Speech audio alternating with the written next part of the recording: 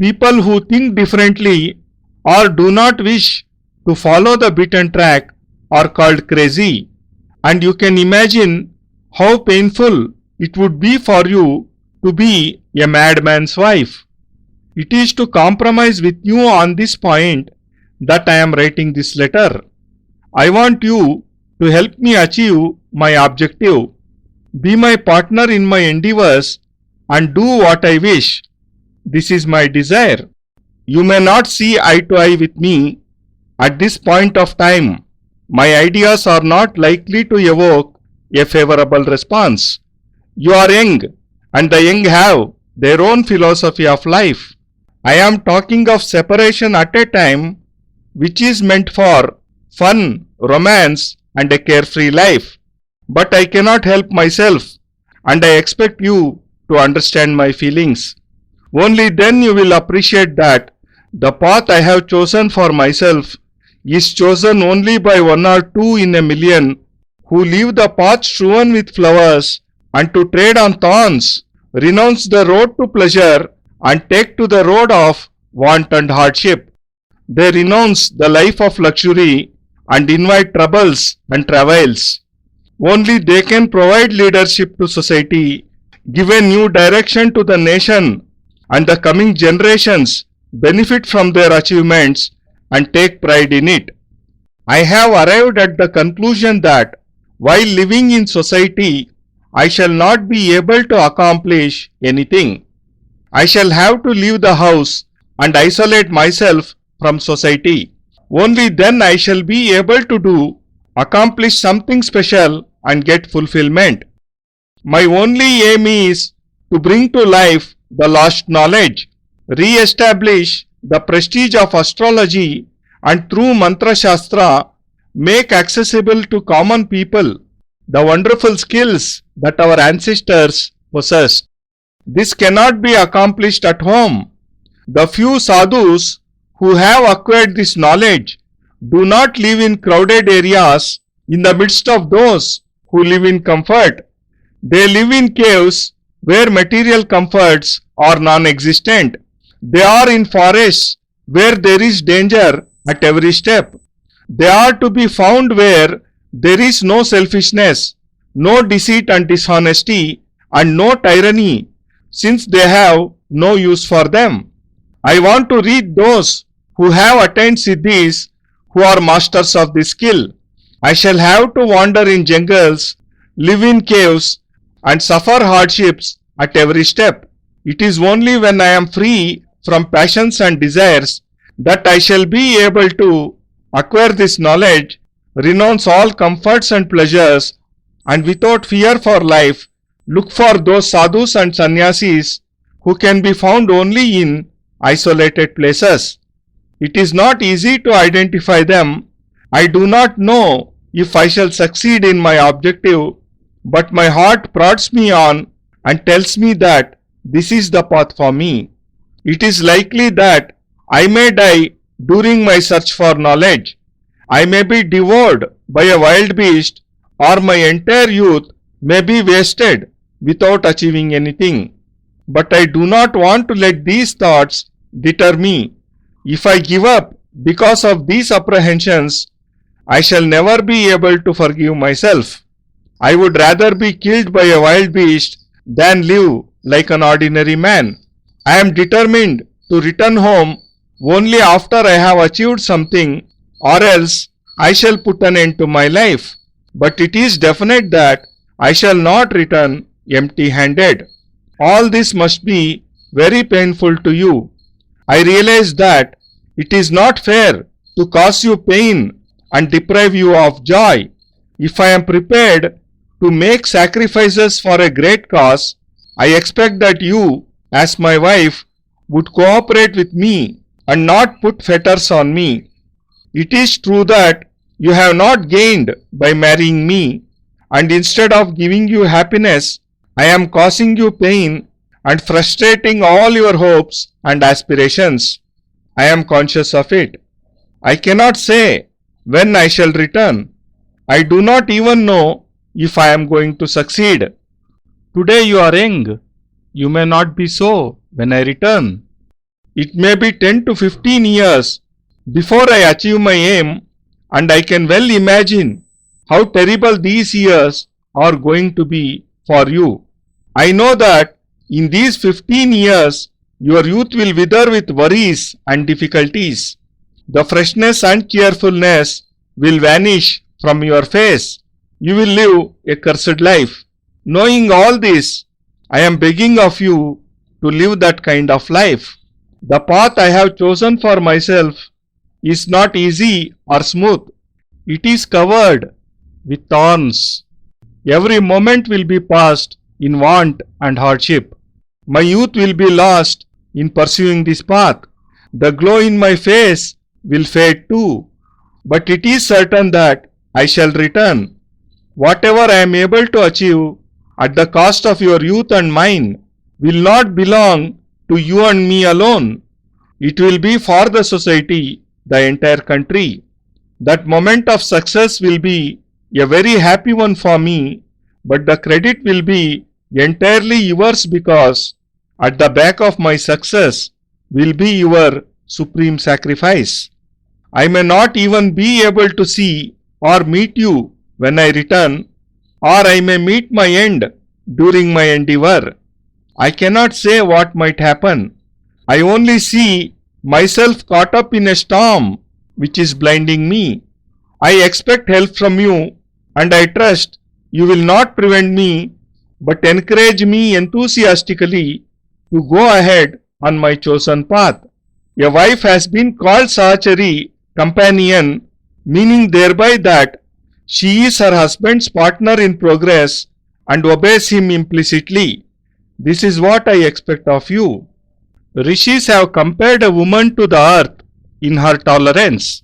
I am sure you have all the qualities which the earth has, tolerance and forbearance, and that is what I expect of you. Maybe you will not accept all this, but before you reject it, think well. Will it be right on your part? Do you want to live the life of an ordinary woman? Do you want to live a mundane life, doing household chores and be satisfied? Is bearing children the highest aim of a married person? Are we to live like worms, creeping and crawling? You certainly would not want that, since every woman wants her husband to be successful, not a nobody. She wants him to be an out of the ordinary and famous person from whom posterity will derive knowledge. She wants her husband to contribute to the good of mankind. This must be your desire too. I would like to go in order to try and fulfill that desire of yours. Just imagine what a happy day it will be when I return after achieving something, when I shall be someone special and I shall have something unique in my possession. You will be proud to mention my name then. People will realize that you have had a big hand in my success, that yours was a great contribution in making conditions favorable for me.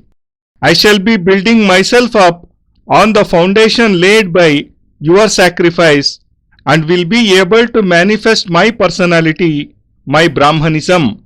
I am writing to you with a heavy heart because every letter that I write speaks of my selfishness and your sacrifice. Still I am gladly handing it over to you.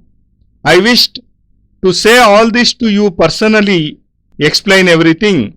Whenever I tried, your calm and innocent face prevented me. Your tender age, the realization of your hopes, your expectations sealed my lips. I felt helpless and a lot of time was wasted in this conflict. There was a point of time when I thought I would never be able to speak to you, that I would quietly leave the house without telling anyone. But I could not do that. I thought it would be fair to tell everything frankly to the person whose life is now linked with mine, or else she will be puzzled, bewildered. Prior to this, I wrote several letters and tore them up, but I have hardened my heart today to have my say. I do not want refusal in response to this letter. I want consent, and I am confident that you will give it gladly and enthusiastically. All the happiness of my soul is pledged with you. I am taking with me only hunger and want, suffering and hardship. My future life will be full of thorns. I have to grope in darkness. I have no ray of light but the light of my own soul, which I am sure will lead me to the right path. At this moment, I am only giving you the prospect of an endless depression, helplessness, lack of mental peace, and a torturous long wait. You have to go through this ordeal, but please believe me, I shall definitely return. All my good wishes are with you. Yours loving, Narayana Dutt, Shrimali. జీవితంలో కొన్ని ఆకాంక్షలతో సరిహద్దులు దాటి ఏదో చెయ్యాలి అనుకునే వారిని ప్రజలు పిచ్చివాడంటారు.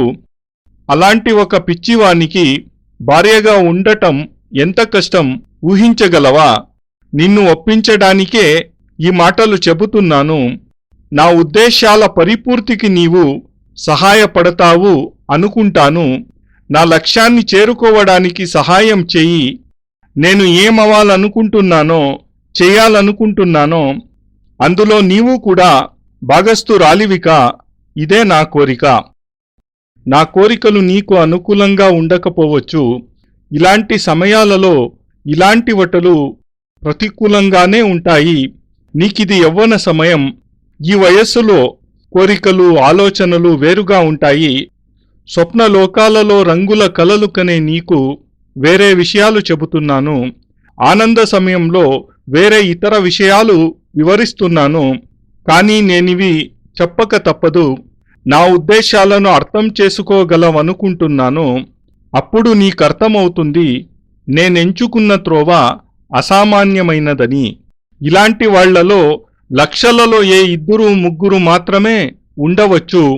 ఎవరు పూల త్రోవను వదిలి ముళ్ల త్రోవలో వెళతారో, ఆనందమయ త్రోవను వదిలి లోటుల త్రోవలో నడుస్తారో, భోగవిలాసాలు, ఐశ్వర్య విరామాలను వదిలి ఇబ్బందులు, కష్టాలను ఆహ్వానిస్తారో, అలాంటి వారు చాలా పరిమితంగా ఉంటారు. అలాంటి వారే సమాజాన్ని ముందుకు నడిపించగలరు, దేశానికి కొత్త త్రోవ చూపించగలరు. అలాంటి వాళ్లు సమాజానికి ఇచ్చే ఫలితాలను రానున్న తరాల వాళ్లు పొందగలుగుతారు. వారు చేసే పనులు వారికే గౌరవ ఆదరాలను తెచ్చిపెట్టగలవు. నేనీ సమాజంలో ఉంటూ ఈ సమాజానికి ఏమీ చేయలేనా? ఇంట్లో ఉంటూ నా లక్ష్య సాధనలో అడుగు ముందుకు వేయలేను. ఆనంద సుఖభోగాల ద్వారా ఆ త్రోవలో ఆ లక్ష్యాన్ని చేరుకోలేను. అది నా ధ్యేయం. లక్ష్యప్రాప్తికి నేను ఇంటిని విడిచిపెట్టి వెళ్ళాలి. ఈ సమాజం నుండి నేను వేరు కావాలి. అప్పుడే గొప్ప పనులు చేయగలను. ఆ పనుల వలన నాకు నేను పరిపూర్ణత్వాన్ని అందించగలను. నాది ఒకే ఒక ధ్యేయం. అది విలుప్తమైపోతున్న విద్యలను ప్రకాశింపచేయడం, పోయిన జ్యోతిష ప్రతిష్టను పునఃస్థాపించడం. మన పూర్వీకులు అందించిన వారి దగ్గర ఉన్న మంత్రశాస్త్రం, సిద్ధులు వాటిని తిరిగి తెచ్చి సాధారణ ప్రజలకు అందివ్వడం. వీటిని ఇంట్లోనే ఉంటూ సాధించలేను. సమాజంలో ఉంటూ కడుపు నింపుకోవడానికి ఈ విద్యలను పొందడం లేదు. ప్రపంచంలో అతి కొద్ది మంది దగ్గర మాత్రమే ఈ అలౌకిక సిద్ధులు ఉన్నాయి. అలాంటి వారు ఇలాంటి జన సమ్మర్దంలో ఉండలేరు. వాళ్ల ముఖమనే పరుపుల మీద కూర్చోరు. విలాసంగా విశ్రాంతి తీసుకునే వారి మధ్య ఉండలేరు. వారు భౌతిక సుఖాలు లభించని గుహలలో ఉంటారు. అడుగడుగున ఆపదలు పొంచి ఉన్న అడవులలో ఉంటారు. స్వార్థం, మోసం, కపటం లాంటివి లేని చోట్లలో ఉంటారు. అక్కడ అత్యాచారాలుండవు. వాళ్లకి వీటన్నింటితోనూ ఎటువంటి సంబంధమూ ఉండదు. సిద్ధిపురుషులైన అలాంటి వారి దగ్గరకు వెళ్ళాలని అనుకుంటున్నాను. వాళ్లకు గొప్ప గొప్ప విద్యలు తెలుసు. దానికి నేను అడవులలో తిరగవలసి వస్తుంది. కొండ గుహలలో జీవనం గడపవలసి వస్తుంది. అడుగడుగునా కష్టాలు, కడగంట్లు పడవలసి వస్తుంది. అలా కష్టపడ్డప్పుడే ఇలాంటి విద్యలు సంప్రాప్తిస్తాయి. ఎప్పుడు నేను వీతరాగినవుతానో, అన్ని సుఖాలను పరిత్యజిస్తానో, జీవిత మోహాన్ని విడిచిపెడతానో, సాధువులు, సన్యాసులు, తాపసులను వెతుక్కుంటూ రహస్య స్థలాలలో తిరగవలసి వస్తుంది. ఆ స్థలాలను కనిపెట్టడం కూడా చాలా కష్టం. నేను నా లక్ష్యాన్ని సాధించగలనో లేనో చెప్పలేను. నా మనస్సు నాకు నచ్చిన మార్గంతోనే వెళ్ళమని చెబుతుంది. అదే శ్రేయస్కరం అంటోంది. ఆ మార్గంలో ప్రయాణించి నీ లక్ష్యాన్ని నువ్వు చేరుకోగలవు అంటోంది. ఈ రకమైన వేటలో నేను అంతమైపోవచ్చు కూడా. ఏ క్రూర జంతువుకైనా బలి అయిపోవచ్చు. నా యవ్వనపు విలువైన సమయం వృథా అయిపోవచ్చు కూడా. నేను ఏమీ పొందలేకపోవచ్చును కూడా. ఇలాంటి ఆలోచనలతో, ఇలాంటి ఘటనలతో చలించిపోకూడదనుకుంటున్నా. ఇవన్నీ ఆలోచించి ఇంట్లోనే కూర్చోనా? అలా చేస్తే నన్ను నా ఆత్మ ఎన్నటికీ క్షమించదు. సాధారణ జీవితం గడిపే కన్నా ఏ క్రూర జంతువుకో బలి అయిపోవాలనుకుంటున్నాను. ఏదైనా సాధించి తిరిగి రావాలన్నది నా కోరిక. లేదా నన్ను నేను అంతం చేసుకోవాలనుకుంటున్నాను. ఖాళీగా తిరిగి ఇంటికి రాను అన్నది నిశ్చయం. ఇవన్నీ విషయాలు నీకు కష్టం కలిగించవచ్చు. ఇలాంటి కష్టాలలోకి నిన్ను నెట్టివేయడం అనుచితమే. నీ ఆనందకరమైన జీవనంలో నిప్పులు పోయడం కూడా సరికాదు. ఇది ఎదురుచూపులతో గడిపే సమయం నీది కాదు. ఈ స్థితిలో ఓ పెద్ద కార్యాన్ని సాధించాలి అంటే భార్యగా సహాయ సహకారాలు కూడా అవసరం. నా కార్యానికి నీవు బంధకం కాకూడదని కోరుకుంటున్నాను. నన్ను వివాహం చేసుకుని నువ్వు సుఖపడ్డది లేదు. నేను నీకు సుఖానికి బదులు దుఃఖాన్ని ఇస్తున్నాను. సుఖ సంతోషాలను పొందవలసే సమయంలో ఇబ్బందులు, కష్టాలు ఇస్తున్నాను. నీ కోరికలను, ఆశలను నేను నీట కలిపి వేస్తున్నాను. నీ ఆనందాలను బుగ్గిపాలు చేస్తున్నాను. ఇక్కడ నుంచి వెళ్ళాక ఎప్పుడు తిరిగి వస్తానో చెప్పలేను. నా సాధన ఫలిస్తుందో లేదో కూడా చెప్పలేను. నేను తిరిగి వచ్చేసరికి నీకు ఇప్పుడు ఉన్న యవ్వనం ఉండకపోవచ్చు. నాకు తెలిసి నేను తొందరగా రాలేకపోవచ్చు. నా లక్ష్య సాధనలో 10-15 సంవత్సరాలు పట్టవచ్చు. ఆ 10-15 సంవత్సరాలు నీకు ఎంత కష్టదాయకమైనవి నేను ఊహించగలను. ఈ 15 సంవత్సరాలలోనే వయస్సు చింతనలలో, చిక్కులలో, ఆలోచనలలో గడిచిపోవచ్చు. నీ ముఖంలోనున్న తాజాదనం, ఆనందం దుఃఖంలోకి మారిపోవచ్చు. నీ జీవితం అభిశాపితమైపోవచ్చు. అయినా నాతో నీ జీవితాన్ని కోరుకుంటే నా త్రోవ పూల త్రోవ కాదు, ముళ్ళబాట. అడుగడుగునా ప్రాణ సంకటంతో నడపవలసి వస్తుంది. నా యవ్వనము ఇందులో కరిగిపోవచ్చు. నా ముఖకాంతి శ్రమ వలన మట్టి కొట్టుకుపోవచ్చు. నా జీవితమే అతృప్తి, కష్టాలు, కడగంట్లతో నిండిపోవచ్చును. కానీ నాకు నేను ఖాళీ చేతులతో తిరిగి వస్తాను అనిపించడం లేదు. నేను, నువ్వు మన యవ్వనాన్ని దారపోసిన సమయాన్ని ఒత్తి చేతులతో తీసుకుని రాను. ఆ వచ్చేటప్పుడు సమాజ కళ్యాణం కోసం తీసుకుని వస్తా. దానిమీద మన ఇద్దరి అధికారమే కాదు, సంపూర్ణ దేశం యొక్క అధికారం కూడా ఉంటుంది. అది నాకు ఎంతో ఆనందాన్ని ఇచ్చే సమయం. నేను కొంత పొందుతున్నాననే ఆనందం. నేను జీవితంలో ఏమైనా పొందాను అంటే అది నీ వలనే. ఆ గొప్పతనం నీదే. ఎందుకంటే దీని వెనుక నీ త్యాగం ఉంటుంది, నీ బలిదానం ఉంటుంది, నీ సుఖం, ఆనందం, ఆహుతైన వైనం కూడా ఉంటుంది.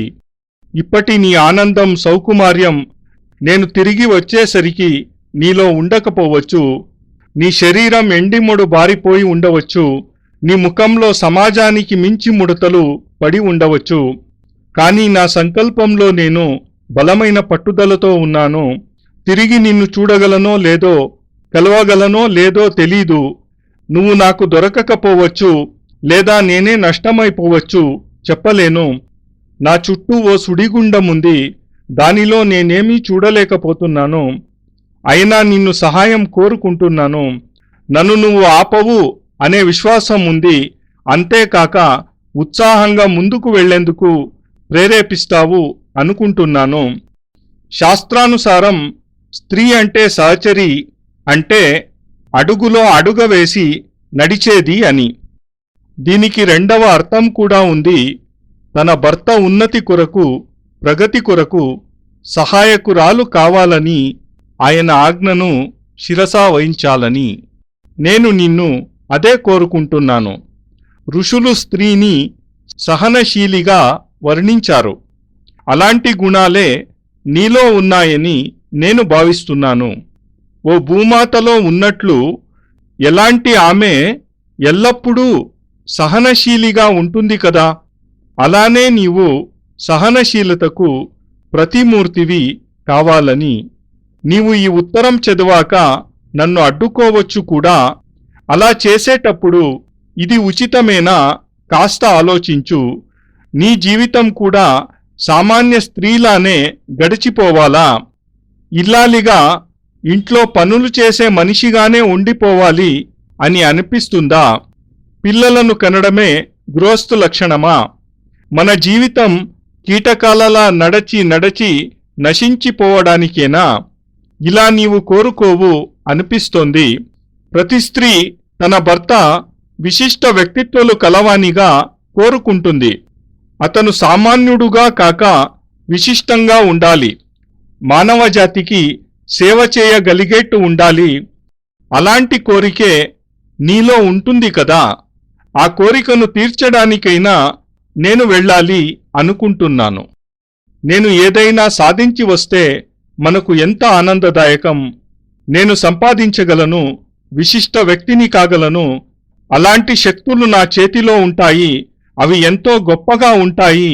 ఇంకా ఆ సమయంలో నీవు నన్ను ఎంతో గౌరవంగా, గర్వంగా పిలువవచ్చు కదా. నే చేసిన ఈ కృషితో నీ సహాయ సహకారాలు ఎంతగానో ఉన్నాయని ప్రజలు అనుకోరా? నా జీవన తంత్రులను పనిచేయడంతో నీ వంతు సహకారం ఉంటుంది, నీ త్యాగం ఉంటుంది. నీ బలిదానాల పునాదుల మీద నేను ఏదో సంపాదించగలుగుతాను. నా వ్యక్తిత్వాన్ని, నా బ్రాహ్మణత్వాన్ని ఉన్నతంగా చేయగలుగుతాను. ఎంతో విచారంతో నేను ఈ ఉత్తరం రాస్తున్నాను. ఈ ఉత్తరంలోని ప్రతి అక్షరం వెనుక నా స్వార్థం ఉంది. నా స్వార్థం ఎంత ఉందో అంత నీ త్యాగం ఉంది. కానీ నేను ఎంతో ఆనందంగా ఇది నీకు అందిస్తున్నాను. ఇందులో రాసినవన్నీ నీ ముందు ముఖస్థంగా చెప్పాలనుకున్నాను, నిన్ను బోధపరచాలనుకున్నాను. కానీ నా ముందు నీ అమాయకపు ముఖం వచ్చినప్పుడల్లా నేను చెల్లారిపోతాను. నేను నీతో చెప్పాలనుకున్నప్పుడల్లా నీ వయస్సు, నీ భావాలు, నీ ఉత్సాహం, ఉత్తేజం నా నోటిని కుట్టివేస్తాయి. ఇది నా బలహీనత. ఈ బలహీనతతోనే నేను నీకు చెప్పాలా వద్దా అని మదనపడుతూ గడిపివేస్తున్నాను. ఒకసారి నీకు నేను నా విషయం చెప్పలనే అనిపించేది.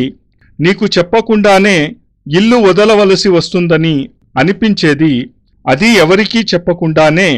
నా కాళ్ళు నన్ను ఆపివేశాయి. ఆమెకు అన్ని విషయాలు చెప్పాలి, లేకపోతే ఆమె వేరుగా అనుకోవచ్చు. ఏమీ ఆమెకు అర్థం కాకపోవచ్చు. ఆమె మనస్సు దిగ్భ్రమకు లోను కావచ్చు అనిపించింది.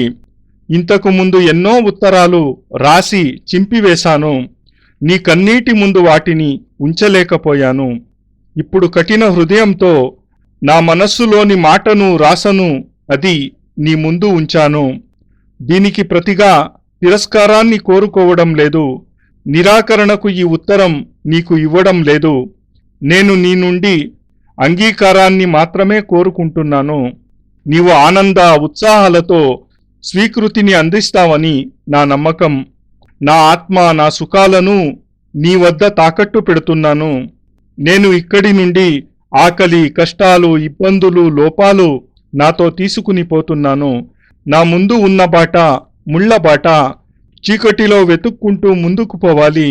నా ముందు ఎలాంటి వెలుతురు రేఖలు లేవు. కాని ఆత్మప్రకాశం నా దగ్గర ఉంది. అదే నాకు త్రోవ చూపిస్తుంది. ఒకటి మాత్రం గుర్తుంచుకో, నేను ఒట్టి చేతులతో తిరిగి రాను. ఎందుకంటే నా ఆత్మవిశ్వాసం నాతోనే ఉన్నాయి. దీనికన్నా మించి నీ త్యాగం, స్నేహం, నీ కోరికల బలిదానాలు కూడా నాతోనే ఉన్నాయి. నీ జోలెలో సుఖాలు నింపి వెళ్ళడం లేదు. ఇప్పుడు నేను అంతులేని విచారం, వివశత్వం, ఎదురుచూపులు నీ ముందు ఉంచి వెళుతున్నాను. నిన్ను దాటి వెళుతున్నాను. కానీ నన్ను నమ్ము, నేను తప్పక తిరిగి వస్తాను. నా శుభ ఆశీర్వాదాలన్నీ నీతోనే ఉన్నాయి. నా ప్రాణాల అమృత వర్షణ నీ మార్గాన్ని సుఖమయం చేస్తుంది. ఇది నా ఆశ. స్నేహపూర్వకంగా నారాయణ దత్త శ్రీమాలి.